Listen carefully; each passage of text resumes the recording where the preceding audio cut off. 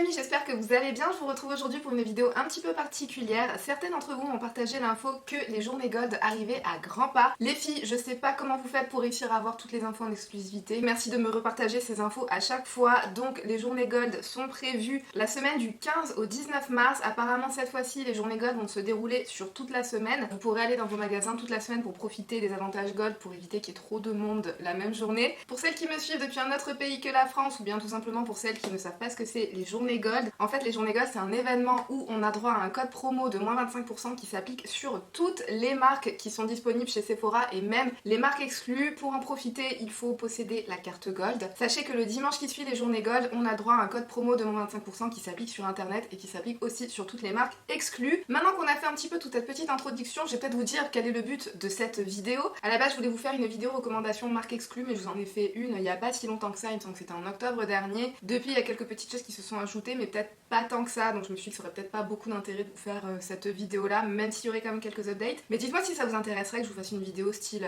Get Ready With Me avec mon top 10 recommandations dans les marques exclues, ça pourrait être sympa, mais si ça vous intéresse pas je le ferai pas, donc dites-moi ça dans les commentaires si ça vous intéresse. Mais la vidéo du jour, en fait ce que je me suis dit c'est que ça serait plutôt une vidéo un petit peu wishlist, mais une version un petit peu plus particulière d'une vidéo wishlist. Pendant que je parcourais tous les produits que j'avais ajoutés à ma liste de favoris sur le site de Sephora, je me suis rendu compte que la liste était quand même assez longue avec des produits qui datent d'il y a vraiment beaucoup de temps. Du coup je me suis dit que ça serait marrant en fait de parcourir tous mes produits qui sont dans mes favoris Sephora et de faire un petit peu du ménage en même temps, c'est à dire que pour chaque produit je vais vous dire ce que c'est et je vais vous dire si ça reste dans ma wishlist ou si finalement après tout ce temps, j'ai finalement décidé de supprimer ce produit-là de la wishlist. Donc j'espère que l'idée vous plaira, je me suis dit que ça pourrait être un petit peu plus marrant et un petit peu plus original qu'une simple vidéo wishlist, surtout vu la taille de ma wishlist. Donc je précise bien, le but de cette vidéo, ce n'est pas spécialement de vous préciser tous les produits que je vais me procurer à l'occasion de ces journées gold, parce qu'il y en a vraiment beaucoup trop, donc ça sera pas du tout mon panier définitif. C'est juste en fait ma wishlist updatée, un petit peu plus à jour que ce qu'elle peut l'être à l'heure actuelle, et dans laquelle j'irai peut-être piocher des petits trucs pour les journées gold, mais je prendrai pas tout, qu'on soit bien clair. Ça sera juste une liste de suggestions pour moi et une liste de suggestions pour vous, mais ça sera pas mon panier final pour les journées gold de chez Sephora. Alors tout d'abord on commence par un produit de chez Fenty Beauty. Il s'agit d'un gloss bomb en version crème que j'ai sélectionné dans la teinte Honey Waffles. Alors ce petit produit là, il me fait toujours de l'œil. Il me fait toujours de l'œil, je me le suis jamais pris jusqu'à maintenant tout simplement parce que c'est un produit en formulation crème qui fera beaucoup de transferts et du coup c'est peut-être pas ce que je préfère porter vu qu'on doit continuer à porter nos masques et que du coup ça fera énormément de transferts sur le masque. Donc à l'époque où ils étaient sortis je me les étais pas procurés à cause de ça, mais j'en ai entendu tellement de bien et puis cette teinte là c'est surtout la teinte Honey Waffles qui me fait tellement de l'œil que celui-ci pour l'instant il va rester dans ma wishlist. Toujours chez Fenty Beauty on retrouve le Pro Filter Soft Matte Powder, donc c'est le fond de teint en poudre qui a été sorti très récemment. Celui-ci je sais pas pourquoi j'avais passé mon tour à l'époque. En fait je pense pas que j'avais passé mon tour à l'époque, j'attendais juste un petit peu. Non en fait je sais vraiment pas ce que j'attendais à l'époque et je sais vraiment pas pourquoi je ne l'ai pas testé à l'époque. Surtout qu'en règle générale j'adore les fonds de teint poudre. En plus celui-ci il a l'air de tout avoir pour me plaire, c'est un fond de teint poudre mat. C'est le genre de fond de teint qu'on peut venir construire pour avoir un effet super naturel ou avoir un effet beaucoup plus couvrant. Du coup c'est tout ce que j'aime, donc je sais pas pourquoi je l'ai pas testé. En fait je pense que j'ai raté un petit peu le moment de sa sortie. Vous voyez sur YouTube quand vous faites des revues sur des produits qui sont plus tout à fait récents, genre quand je dis plus récent dans le monde de YouTube ça veut dire 1 ou 2 semaines après que le produit soit sorti, ça intéresse plus grand monde donc du coup ça a plus trop d'intérêt pour une chaîne YouTube. Donc du coup ouais je pense que j'ai passé mon tour sur ce coup là juste parce que j'ai été prise par le temps, je devais tester d'autres trucs à l'époque. Mais depuis vous m'en avez fait tellement de bons retours dans les commentaires à chaque fois que j'ai pu parler de ce fond de teint là dans une vidéo que celui-ci il reste dans ma wishlist et celui-ci par contre il y a de grandes chances que je me laisse tenter par ce fond de teint pendant les journées gold qui arrivent. Ensuite, toujours chez Fenty Beauty, j'ai la base de teint matifiante Pro Filter Mattifying Primer. Celle-ci, elle est dans ma wishlist depuis tellement longtemps. Je me suis jamais laissé tenter jusqu'à maintenant parce qu'en règle générale, moi je crois pas trop dans les bases pour le teint. Je crois beaucoup plus dans le pouvoir d'un fond de teint et d'une bonne poudre matifiante plutôt que dans le pouvoir d'une base matifiante. Donc à mon avis, celle-ci de chez Fenty Beauty, elle sort de ma wishlist. wishlist, je vais la sortir de ma liste de favoris de chez Sephora. Parce que celle-là, je pense que je la testerai jamais. Elle me donne plus envie du tout. Du coup, supprimer ce produit de la wishlist. Ensuite, on va passer chez Pat McGrath. Et chez Pat McGrath, je pense que je vais essayer de regrouper en tout cas les palettes parce que j'ai mis plusieurs palettes Mothership dans ma wishlist de chez Sephora. Alors on a la Mothership, si je me trompe pas, on a la 1, la 2, la 3, la 5 et la 6. On a 5 palettes de notre amie Patty dans ma wishlist. Et ces palettes-ci, je pense qu'elles vont rester dans ma wishlist toutes, aussi bien la 5 que la 6, que la 1, que la 2 et la 3, je la vois plus. La 3, elle n'existe plus chez Sephora? Écoutez, non, je la retrouve plus, la Mothership 3 sur le site de Sephora, je sais pas ce qui se passe, elle doit être temporairement en rupture de stock. Du coup, bah elle est sortie de ma wishlist, mais par contre, les 4 autres, elles y restent. Je sais pas, déjà, si je me laisserais tenter, j'ai vraiment envie de tester une grande palette de chez Pat McGrath, donc peut-être que s'il n'y a pas trop d'autres petites nouveautés qui se rajoutent dans le panier, peut-être que je mettrai une palette de chez Pat McGrath, mais juste une, et je sais pas encore laquelle. Probablement la 5, qui a la color story la plus universelle et la plus un petit peu passe-partout, et c'est celle pour laquelle j'entends le plus de bien par rapport aux 4 fards à effets spéciaux qui sont dans la palette. Donc si je me laisse tenter par une palette de Pat McGrath, ça serait sûrement la 5, mais du coup elles restent toutes dans ma wishlist. On est bien d'accord, ce n'est qu'une wishlist, même si je rêverais tellement de toutes les avoir. Ensuite, dans la wishlist, on retrouve la base pour le teint de chez Tarte, la Timeless Smoothing Primer. Celle-ci aussi, elle est dans ma wishlist depuis super longtemps, je me suis jamais laissé tenter. Mais celle-ci me fait toujours envie, parce que franchement, c'est celle dont j'entends le plus de bien pour vraiment lisser le grain de peau, pour vraiment lisser les pores apparentes. Et celle-ci, elle me tente toujours autant. Celle-ci, elle me tente toujours autant. Je me demande si je me laisserais pas tenter. On verra, mais en tout cas, en plus, vous avez été plusieurs à me la recommander à plusieurs reprises, cette base-ci de chez Tarte. Et en général, vous êtes souvent de très très bons conseils pour moi. Donc celle-ci, elle reste dans ma wishlist et on verra si un jour je pourrais la retirer de ma wishlist, mais parce que je me suis laissée tenter. Ensuite, dans ma wishlist, on retrouve des soins de chez Kiehl's. Alors premièrement, on a un masque pour les lèvres. Alors je sais pas pourquoi parmi tous les produits Kiehl's, ce que j'ai mis dans ma wishlist, c'est un masque pour les lèvres.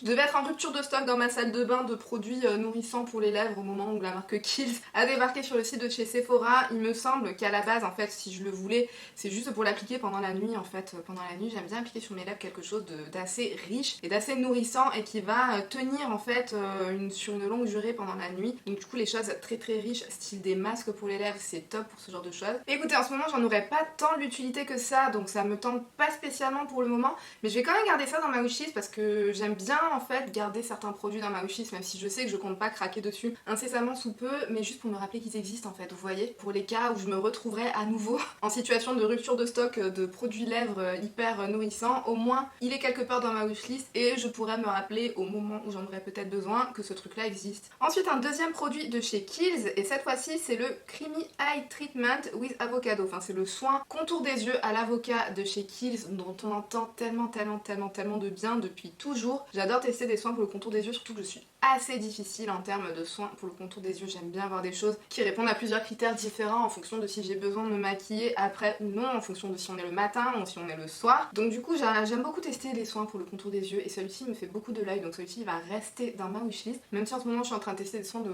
contour des yeux que j'adore, donc pour le moment j'ai pas spécialement envie d'en changer, donc je pense pas qu'il rejoindra mon panier. En tout cas celui-ci il reste dans ma wishlist parce que un jour, je sais qu'un jour je finirai par le tester ce soin là parce que j'ai tellement envie de le tester depuis tellement longtemps que un jour ça finira par arriver.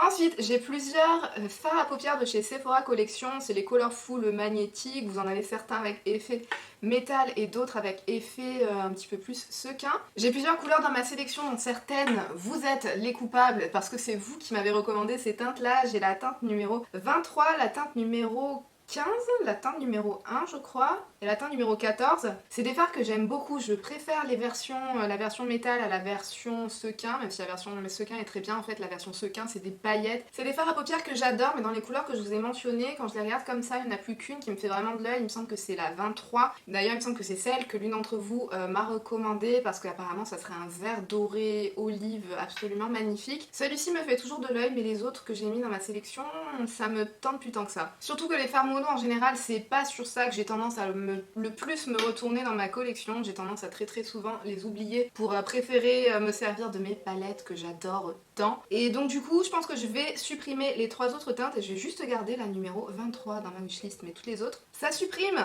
Ensuite, j'ai un pinceau de chez Zoeva, c'est le numéro 127, le Luxe Sheer Chic. En fait c'est tout simplement un pinceau biseauté pour appliquer son blush et pour aussi appliquer son bronzer. Ça je pense que je vais garder dans ma wishlist parce que j'adore les pinceaux Zoeva. Je suis toujours à la recherche de bons pinceaux biseautés qui sont suffisamment denses pour prélever suffisamment de produits pour pas avoir à intensifier 150 fois la matière pour avoir une belle pigmentation mais qui ne sont pas non plus trop denses au point où ça devient difficile de travailler et d'estomper avec. Donc je sais pas, j'aimerais bien tester en fait un petit peu par moi-même la densité de ce fameux pinceau là, mais là comme ça en tout cas je pense pas que je vais me le procurer incessamment sous peu, mais en tout cas il va rester dans ma wishlist parce que pourquoi pas, c'est Zoeva, j'adore les pinceaux Zoeva donc pourquoi pas. Ensuite on a un chrome paint de chez Tarte, c'est la couleur Wild at Heart et il me semble que j'ai une deuxième couleur de ces trucs là. Ah tiens j'ai un autre colorful, c'est la couleur numéro 19 et celle-ci aussi elle sort de la wishlist. Donc le deuxième chrome paint, ouais c'est la teinte Paradise Found. C'est deux teintes que j'avais swatchées en magasin chez Sephora il y a très longtemps, je pense il y a au moins un an. Je les avais swatchées, je les avais adorées et elles vont rester dans ma wishlist. Même si je pense pas me les procurer parce que c'est pareil, les monos c'est pas ce que je préfère utiliser, même si ceux-ci de chez Tarte j'en possède déjà deux et je les adore. Ils ont un super bel effet, un super beau rendu sur la paupière, mais je sais que je les sors pas suffisamment de mes tiroirs pour justifier que je m'en procure deux de plus. Mais il reste quand même dans la wishlist parce qu'on sait jamais. On sait jamais qu'un jour une pulsion shopping débarque et que je n'ai rien d'autre à me mettre sous la dent. Genre, non, en général il y a trop de choses à vouloir se mettre dans le panier plutôt que le contraire. Ensuite on a un mascara de chez Charlotte Tilbury, c'est le Pillow Talk Push Up Lashes. Alors ce mascara là il était sorti vers la fin de l'année dernière il me semble. C'est un mascara qui m'a fait pas mal de l'œil, mais en voyant les revues j'ai l'impression que c'est un mascara qui a un effet hyper naturel, donc à mon avis qui serait top sur des cils qui sont déjà assez longs et assez fournis, assez étoffés de base, mais sur des cils comme les miens qui sont courts, qui sont droits et qui sont fins. À mon avis ce genre de mascara-ci ça aura pas du tout l'effet que j'attends d'un mascara, surtout moi j'aime bien des mascaras qui ont vraiment un gros impact. J'aime bien avoir un effet presque faux cils avec mes tout petits cils qui sont très loin d'avoir un effet frange façon faux cils. Et du coup celui-ci je pense pas qu'il rentre dans mes critères. Je pense pas qu'il rentre dans les critères de mascara que je pourrais apprécier, donc celui-ci je pense que je vais l'enlever de ma wishlist. Ensuite toujours chez Charlotte Tilbury on a un rouge à lèvres Matte Révolution, c'est la teinte Walk of No Shame que j'ai mis dans mes favoris, qui est de toute façon apparemment en rupture de stock en ce moment. Non c'est la teinte Walk of Shame, pas la Walk of No Shame. La teinte Walk of Shame qui est en rupture de stock, et de toute façon celui-ci je me demande si je vais pas le sortir de ma wishlist parce que j'ai testé la formulation Matte Révolution de chez Charlotte Tilbury. Vous savez il y avait un petit coffret avec 3 mini qui étaient sortis l'année dernière, en fin d'année dernière pour les fêtes de fin d'année. Je m'étais demandé si ça venait pas de ce format là, si c'était pas la faute à ce coffret là et que la formulation des full size serait différente, mais moi j'ai pas du tout aimé la formulation des Matte Révolution. Je sais que je vais probablement me faire cancel à dire des choses comme ça parce que je sais que c'est l'une des formulations préférées de rouge à lèvres de beaucoup d'entre vous. Je sais pas si j'étais tombée sur des produits défectueux ou quoi, mais en tout cas ceux que j'ai testés m'ont vraiment pas donné envie de tester plus que ça et encore moins de me procurer des full size, donc je sais pas. Dites-moi si vous avez eu le même problème, si jamais vous êtes procuré le set qui était sorti pour les fins d'année dernière et que vous trouvez que ça n'a rien à voir avec la formulation des full size. Mais en tout cas moi c'est pas une formulation que j'ai aimée, je trouvais que c'est une formulation assez sèche pour laquelle il faut quand même bien insister pour avoir la couleur qui se voit un petit peu sur les lèvres, et en plus je sais pas, c'est un effet de rouge à lèvres à la fois mat, pigmenté mais un petit peu en transparence, vous voyez. C'est un petit peu le rendu que j'avais eu et ça m'avait pas trop plu. Donc ouais, celui-là je le sors de ma wishlist et je sors la formulation Matte Révolution en règle générale de ma wishlist. Ensuite on a une mini palette de chez Too Faced, c'est la Kitty Likes to Scratch. C'était une mini palette qui était sortie en début d'année il me semble. Et il me semble qu'il y en a une autre dans ma wishlist qui était sortie en même temps dans ce format mini. Ouais c'est la That's My Jam qui apparemment contiendrait un fard duochrome. Alors si je devais en tester une, ça serait la That's My Jam parce que j'ai quand même pas mal envie de savoir comment Too Faced se débrouille dans leur formulation de fard duochrome, mais je sais pas, ça m'a un petit peu... non, ça me tente plus tant que ça en fait. Maintenant que le temps est un petit peu passé, c'est des palettes que j'avais complètement oubliées en fait, j'avais complètement oublié qu'elles étaient sorties, et je pense que quand c'est comme ça veut dire qu'on peut les sortir de sa wishlist sans trop de regrets. Donc ces deux palettes-ci de chez Too Faced, elles sortent de ma wishlist du coup, parce que ça me tente plus. Ensuite on a un highlighter de chez Milk Makeup, c'est le Flex Highlighter dans la teinte Lit. C'est un highlighter dont on a entendu énormément de bien. Mais en fait ce produit-ci c'est un produit qui a fait un énorme buzz au moment de sa sortie. Et depuis on n'en a plus jamais entendu parler. donc du coup c'est un produit qui me fait plus du tout envie. Donc du coup celui-ci aussi, je pense qu'il va sortir de ma wishlist parce que tout simplement parce qu'il m'intéresse plus trop. Ensuite j'ai encore deux autres rouges à lèvres de chez Charlotte Tilbury, cette fois-ci c'est les Hot Lips 2.0, j'ai la teinte Angel Alessandra et j'ai la teinte GK Magic. Alors cette formulation-ci, enfin ces deux-ci, ils sont dans la formulation Kissing qui est une formulation par contre que j'aime beaucoup chez Charlotte Tilbury, donc ces deux-ci ils restent dans ma wishlist. En plus les deux ils ont un packaging qui est juste trop canon là, les Hot Lips 2.0. Non seulement les rouges à lèvres, les teintes ont l'air beaucoup trop belles, mais en plus les packagings sont beaucoup trop beaux, donc ces deux-ci ils restent dans ma wishlist. Ensuite on retrouve un fond de teint de chez Shiseido. Shiseido c'est pas une marque exclue, mais par contre ça c'est une nouveauté, c'est le tout nouveau fond de teint qui vient de sortir, c'est le Synchro Skin Radiant Lifting Foundation, et ce fond de teint-ci il me fait tellement de l'œil, il a l'air juste trop bien quand on lit la description. C'est un fond de teint fluide au fini lumineux à la texture aérienne et confortable avec une couvrance moyenne à haute. Il est censé corriger les rides et les ridules, les irrégularités du teint et accentue les contours du visage. Il est enrichi en vitamine C et il contient une protection solaire SPF 30 à l'intérieur. Donc quand je lis la description comme ça, il a l'air juste trop bien. Il a l'air juste trop bien ce fond de teint-ci, et c'est une nouveauté, donc du coup il est dans ma wishlist et il va rester dans ma wishlist.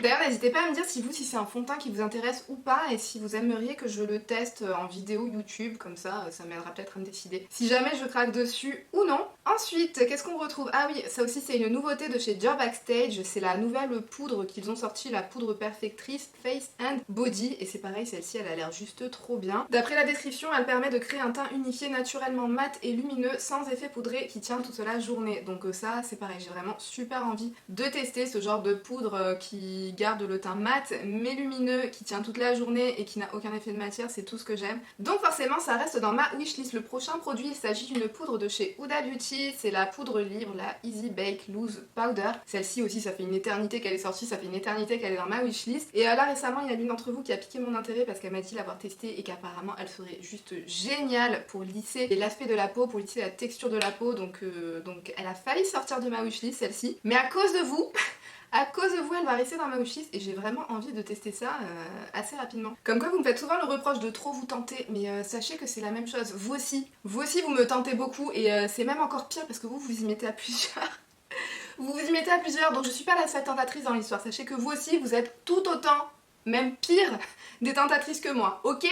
Ensuite on a un produit de chez Gucci et c'est le bronzer de chez Gucci qui est dans ma wishlist depuis qu'il est sorti. Il a été tellement de fois en rupture de stock etc que j'ai jamais réussi à mettre la main dessus. Là ça fait un petit moment qu'il est de retour en stock, et vu que la journée gold approche, à mon avis il y a des chances que je me laisse tenter. En tout cas ça reste dans ma wishlist à coup sûr. Ensuite on a des produits de chez Pat McGrath. On a les glosses pour les lèvres de chez Pat McGrath qui me font beaucoup de l'œil. C'est une formulation de gloss dont j'ai toujours entendu beaucoup de bien. J'ai deux teintes dans ma wishlist, j'ai la teinte Wicked Whisper et j'ai la teinte Flesh Fantasy, et ces glosses-ci, je pense pas me laisser tenter pendant une soirée gold parce que en général les promos sur le site de Pat McGrath sont beaucoup plus intéressantes. Genre il y avait une promo là en fin d'année dernière où quasiment tous les produits pour les lèvres passaient genre à 13 ou 15 euros, et j'en ai pas profité parce que j'étais un petit peu fâchée avec la livraison à partir du site de Pat McGrath, et d'ailleurs je le suis toujours, mais en tout cas en général il y a des promos beaucoup plus intéressantes sur le site de Pat McGrath que les journées soirées gold etc.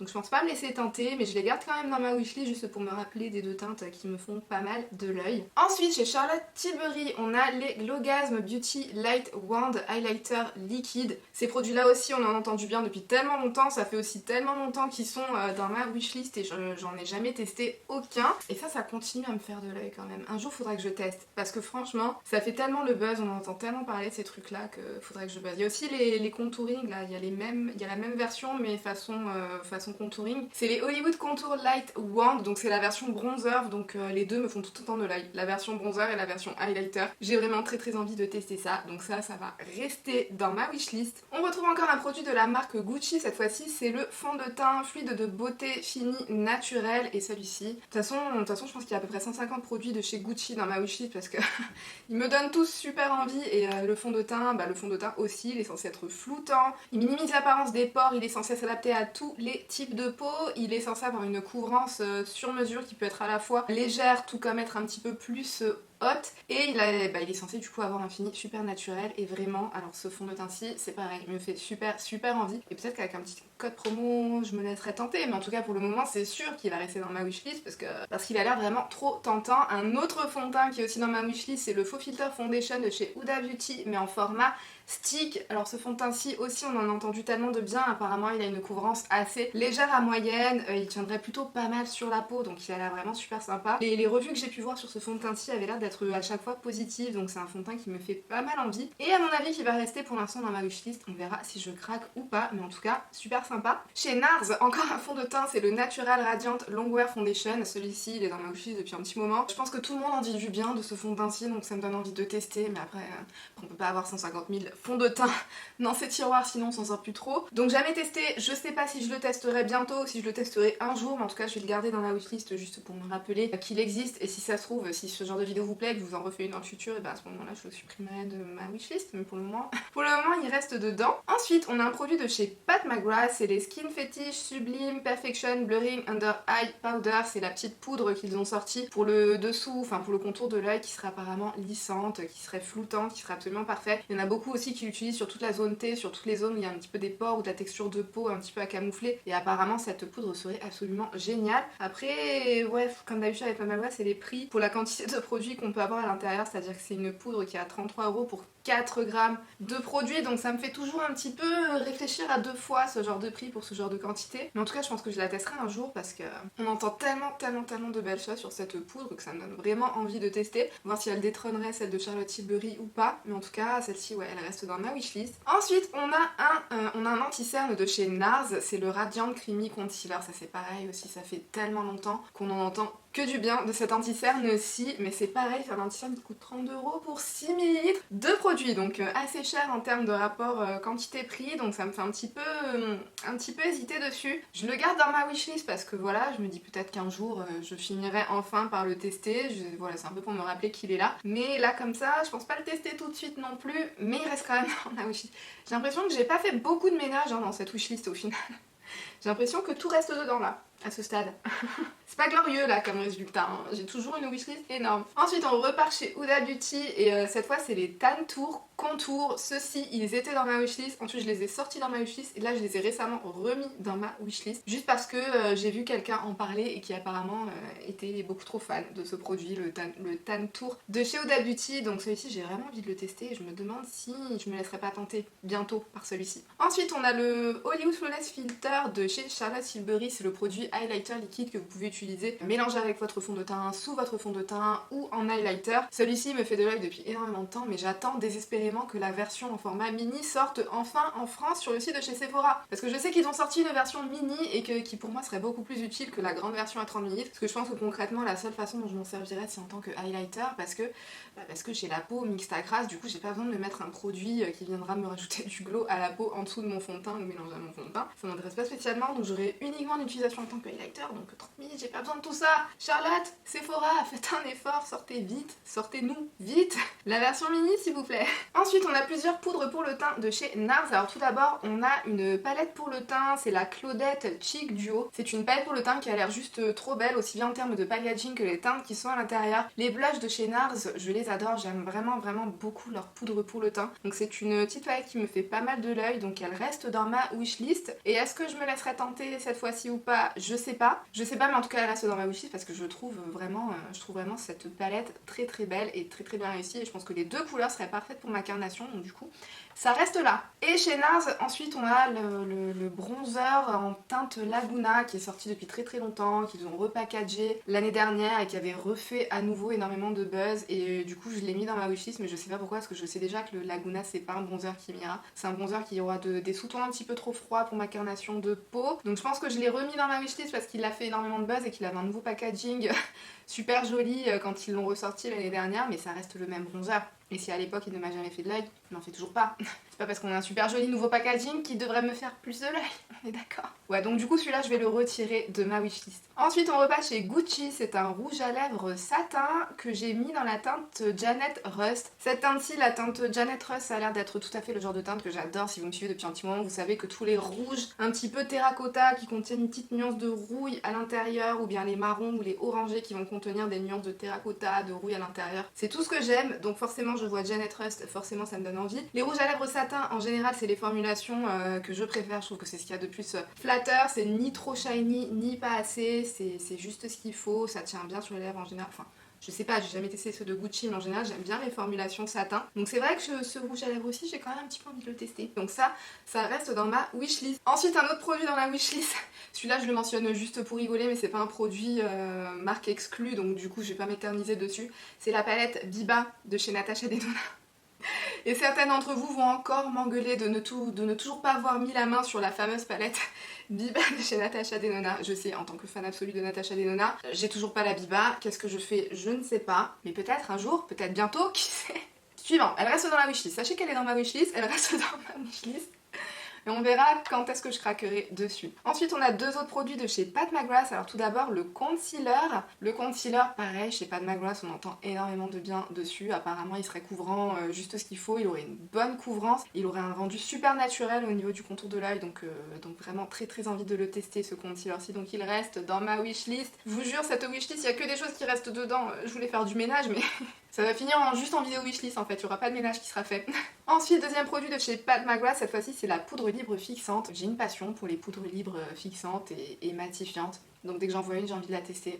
Et celle de Pat McGrath, on entend tellement bien de toute façon de tous les produits, aussi bien pour le teint de chez Pat McGrath, que du coup j'ai envie de la tester celle-là aussi. On continue dans les poudres. Et cette fois-ci c'est une poudre de beauté mat de chez Gucci qui aurait apparemment un effet mat naturel, velouté et modulable, donc forcément tout ce que j'aime. Puis Gucci de toute façon tout ce qu'ils ont sorti, j'ai envie de tout tester. J'ai envie de tout tester chez Gucci, j'ai encore rien testé, je sais pas pourquoi je traîne comme ça, c'est sûrement les prix qui me font traîner un petit peu, mais en tout cas ça c'est sûr que ça reste dans la wishlist. Bah écoutez les amis, je crois que c'est tout dans les marques exclues, enfin c'est tout, lol. En tout cas dites-moi dans les commentaires quelle serait votre wishlist à vous en prévision de ces journées gold. J'espère que ma wishlist aura pu vous donner un petit peu d'inspiration, que ça vous aura donné des petites idées. En tout cas j'espère que cette vidéo vous aura pu vous être utile. Si c'est le cas, pensez à la liker, n'hésitez pas à vous abonner si vous avez envie qu'on se revoie dans encore plus de contenu beauté. D'ailleurs n'hésitez pas à cliquer sur une des vidéos qui s'affiche à l'écran si jamais ça vous tente. Et sur ce, moi je vous fais d'énormes bisous et je vous dis à bientôt dans une prochaine vidéo. Bye!